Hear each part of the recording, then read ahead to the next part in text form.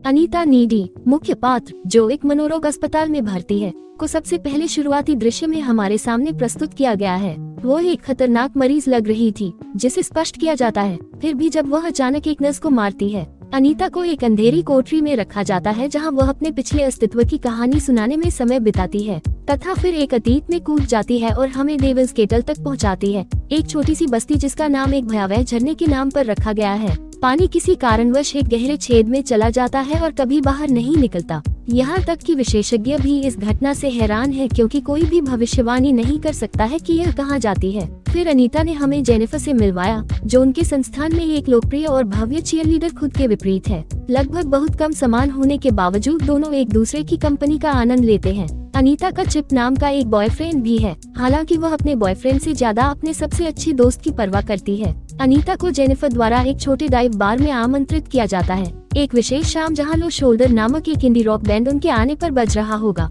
Jennifer Nicholas के प्रति आकर्षित है, मुख्य कलाकार, और वह उससे संपर्क करती है। दोनों के बीच कुछ और बातचीत के बाद जेनिफर को कहा गया कि जब वह चली जाए तो ड्रिंक ले लो। निकोलस अपने बैंड के साथियों से जेनिफर के कौमार्य के बारे में बात करता है और दावा करता है कि वह उनकी प्रोजेक्ट के लिए आदर्श है। उनकी बातचीत अनीता को अजीब लगती है और बाद में वह इस बारे में अपने सबसे अच्छी दोस्त से बात करती है। जेनिफर इस पर ज्यादा ध्यान नहीं देती, हालांकि इसके तुरंत बाद बैंड बजना शुरू हो जाता है और हर कोई मस्ती करने लगता है। हालांकि बिजली के शॉर्ट सर्किट के कारण बार में अचानक आग लग जाती है और तेजी से फैलती है, क्योंकि लोग अपनी जान बचाने के लिए दौड़ते हैं। अराजकता फैल जाती है। दो दोस्त बाथरूम की खिड़की से भागने में सफल रहे। अप्रत्याशित रूप से अराजकता के दौरान बैंड के सदस्य पहले से ही बाहर हैं। लापरवाही से अभिनय करना जैसे कुछ हुआ ही न हो। कुछ समय की बातचीत के बाद निकोलस ने अप्रत्याशित रूप से जेनिफर को उनके साथ शामिल होने के लिए आमंत्रित किया।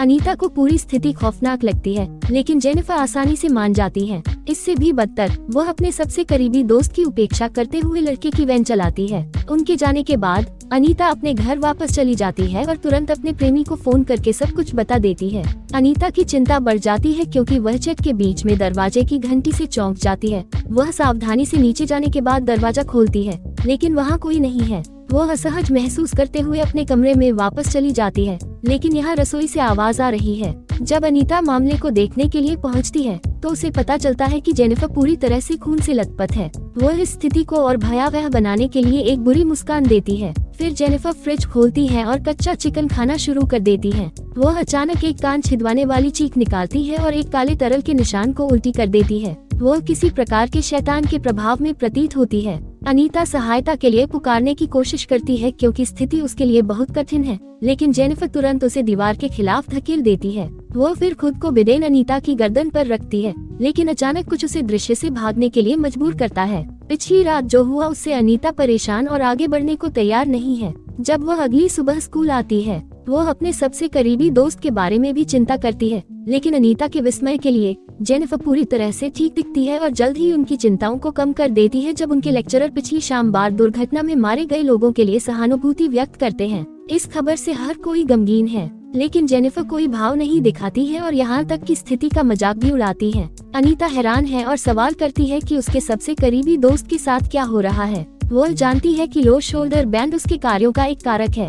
अनीता बाद में चिप को ढूंढती है और उसे जेनिफर के बारे में सब कुछ बताती है, जिसमें ये भी शामिल है कि वह एक दिन पहले कितनी बुरी लग रही थी। दूसरी तरफ जेनिफर विश्वविद्यालय की फुटबॉल टीम के कप्तान जोनास से संपर्क करती है, जो अपने सबसे करीबी दोस्त के निधन पर शोक मना रहा है। वो स्पष्ट रूप से अग्नि घटना में भी निधन हो गया। जेनिफर उसे दिलासा देती है, क्योंकि वह उसे उस परिसर के पीछे जंगल में ले जाती है। एक बार वहाँ वह उसे लुभाना शुरू कर देती है, क्योंकि कई अजीब पक्षी और जीव अप्रत्याशित रूप से उन्हें घेर लेते हैं।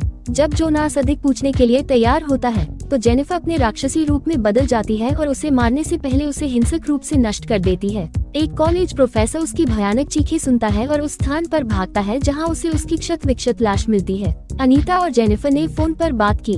बाद में शाम को जेनिफर ने अनीता को इस बात पर जोर देने के लिए कहा कि इन चीजों के लिए जीवन बहुत छोटा है, भले ही वह अभी भी इस घटना से परेशान हो। जेनिफर जानबूझकर अपनी बात के दौरान अपनी जीभ जलाने के लिए लाइटर का इस्तेमाल करती है, लेकिन उन्हें कोई चोट नहीं आई। जब उसका प्रेमी अप्रत्याशित रूप से उसी क्षण अनीता को कॉल करता है, जो उसे जोनास की मौत की चेतावनी देता है, अनीता और भी चिंतित हो जाती है। इस बीच लोभ का कंधा असत्य दावों के परिणाम स्वरूप काफी प्रसिद्ध हो गया है कि वे कई लोगों को आग से बचने में मदद करते हैं। बेन को कॉन्सर्ट के हजारों अनुरोध प्राप्त होते हैं और पास के स्कूल में उनके चैरिटी प्रदर्शन की अंततः पुष्टि हो जाती है। तस्वीर फिर 1 महीने बाद कूद जाती है। अनीता सहित आस पड़ोस के निवासी अब एक बार फिर मुस्कुरा सकते हैं और भयानक त्रासदी को अपने पीछे रख सकते हैं, लेकिन जेनिफर थकी हुई और बीमार लगती है। वो और अनीता गलियारे में टहल रहे हैं। एक दिन क्लास के बाद जब कॉलिन, एक छात्र ने अप्रत्याशित रूप से उससे बाहर जाने के लिए कहा, तो जेनिफर अनुरोध के लिए सहमत हो गई और उस आदमी को उसे आमंत्रित करने के लिए अपना पता लिख दिया।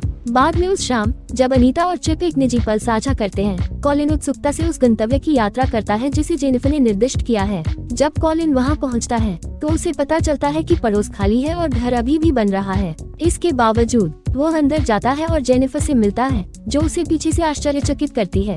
वो उसे चूमती है और तुरंत ही उसे लुभाने लगती है। पहले कुछ मिनट बिना किसी घटना के बीत जाते हैं और बेचारे नौजवान के पास बहुत अच्छा समय होता है। फिर हालांकि वो जेनिफर की आंख में एक चौंकाने वाला बदलाव पकड़ता है।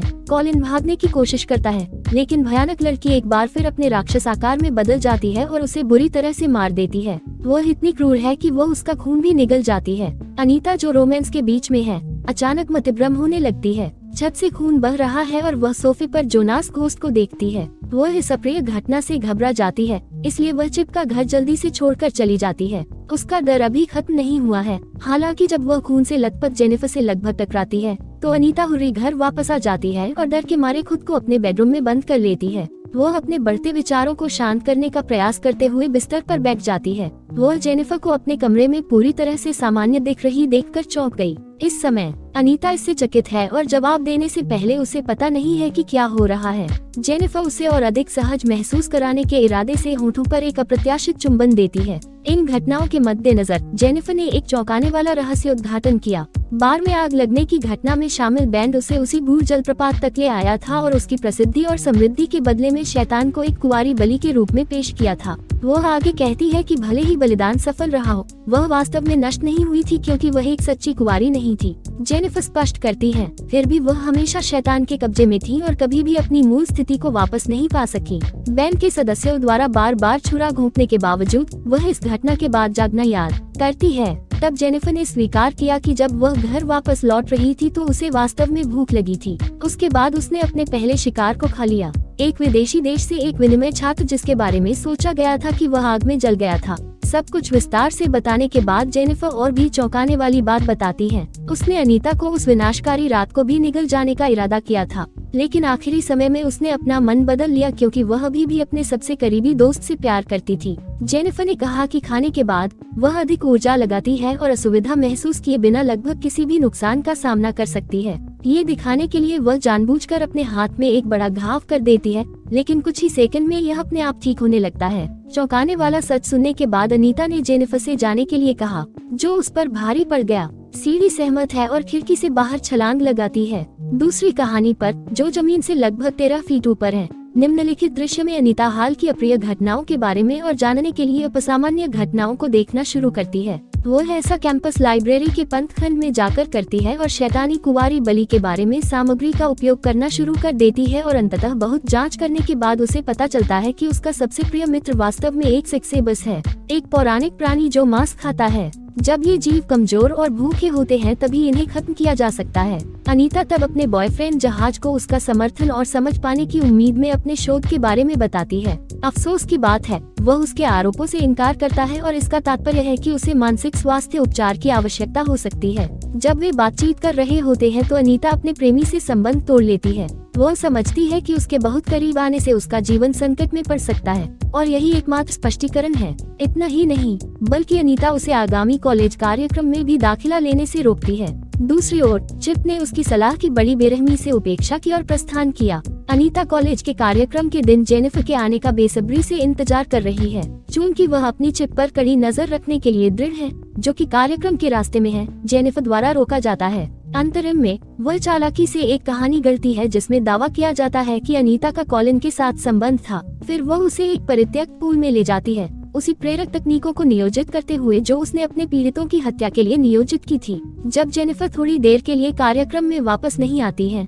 तो अनीता और अधिक चिंतित हो जाती है। वह चिप के घर पर उसकी जांच करने के लिए जाती है जब वह अब इसे बर्दाश्त नहीं कर सकती है और पाती है कि वह कार्यक्रम के लिए पहले ही निकल चुका है। अनीता आस पड़ोस को इस चिंता से खोजती है कि कुछ भयानक हुआ है और जल्द ही उस पूल को ढूंढती है जिसे छोड़ दिया गया है, जहां उसे पता चलता है कि जेनिफर अपने प्रेमी को जिंदा खा रही है। अनीता घबरा जाती है और तुरंत अपने सबसे अच्छे दोस्त के साथ लड़ाई में शामिल होने के लिए पानी में कूद जाती है। जेनिफर को तभी गुस्सा आता है जब जेनिफर उन पर मिर्ची स्प्रे छिड़कती है। जेनिफर अपनी आंखों में प्रतिशोध के साथ अनीता के पास पहुंचती है, जो जानलेवा झटका देने के लिए तैयार है, लेकिन चिप, जो घायल हो गया है, अपनी शेष शक्ति जुटाता है और जेनिफर को प्रभावित करने के लिए एक पूल स्किमर का उपयोग करता है। नतीजतन वह बहुत खून खो देती है और कमजोर हो जाती है। यह महसूस करते हुए कि वह अब बेनकाब हो गई है, वह फिर क्षेत्र से भाग जाती है। इससे पहले कि वह अपनी आंखें बंद कर लेता और मर जाता, अनीता अपने पालतू जानवर के पास भागकर और उसे अपनी बाहों में भरकर प्रतिक्रिया करती है। उनके पास हार्दिक बातचीत है। अनीता, जो अब तबाह और क्रोधित है, प्रतिशोध की राह पर चलने के लिए तैयार हो जाती है। वह उसी रात के मध्य में खिड़की से जेनिफर के बेडरूम में प्रवेश करती है और जेनिफर के साथ मारपीट शुरू कर देती है। दोनों में शारीरिक तकरार हो जाती है, लेकिन जेनिफर अंततः अनीता के कंधे पर काटकर जीत जाती है। इसके बावजूद हमारी हीरोइन ने हार नहीं मानी और बहादुरी से लड़ती रही। वह अंततः जेनिफर की गर्दन से एक BFF हार को हटाने में सफल हो जाती है, जिसके कारण वह कुछ समय के लिए लड़ना बंद कर देती है। अनीता जेनिफर की हमेशा के लिए हत्या करने के मौके का फायदा उठाती है और उसके दिल में चाकू से वार कर देती है। जेनिफर की मां थोड़ी देर बाद कमरे में प्रवेश करती है और अनीता को अपनी मृत बेटी के शरीर के ऊपर खड़ा देखकर चौंक जाती है। इसी वजह से अनीता मनोरोग अस्पताल में जख्मी हो गई। उसके कंधे पर काटने से ये भी पता चलता है कि उसे जेनिफर की असाधारण क्षमताओं का हिस्सा विरासत में मिला है। अनीता मानसिक अस्पताल से बचने के लिए चरमोत्कर्ष में अपनी शैतानी क्षमताओं का उपयोग करती है। इसके बाद वह बैंड की सदस्य होने का दावा करते हुए एक सवारी पकड़ती है। अनीता ने लोवे के शोल्डर के सभी सदस्यों को उनके होटल के कमरे में मार डाला, जैसा कि क्रेडिट अनुक्रम में घरेलू फिल्मों और अपराध दृश्य तस्वीरों में दिखाया गया है।